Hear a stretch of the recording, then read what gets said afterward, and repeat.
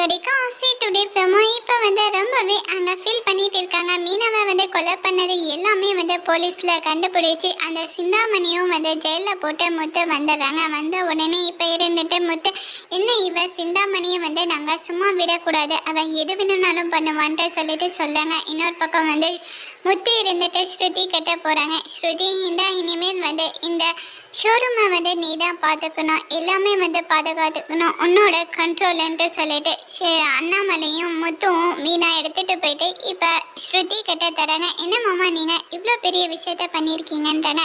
ஒன்றும் இல்லை, நீ கண்டிப்பாக பார்த்து எனக்கு இந்த ஷோரூமை ரன் அவுட் பண்ணுவேன்ட்டு எனக்கு ஒரு நம்பிக்கை இருக்குது, உன்னோட நம்பிக்கைன்றாங்க. இப்போ ஸ்ருதி போயிட்டு அந்த ஷோரூமை எல்லாமே ஓப்பன் பண்ணுறாங்க. ஓப்பன் பண்ண உடனே இதை மனோஜும் ரோகிணி இப்போ விஜயா ஒரு பக்கம் நாம் பண்ண வேண்டிய வேலை எல்லாமே இவங்க பண்ணுறாங்களே, இது எல்லாமே நாங்கள் பார்த்துட்டு சும்மா இருக்கணுமா, இது நான் சும்மா விட மாட்டேன்ட்டு சொல்லிட்டு இப்போ அங்கே ஒரு பக்கம் ரோகிணி ஒரு பிளான் பண்ணிட்டு இருக்காங்க. ரோகிணி எந்த மாதிரி ஒரு பிளான் பண்ண போகிறாங்கன்ட்டு வர போகிற எபிசோடில் வெயிட் பண்ணி பார்க்கலாம். Okay friends, bye, thank you.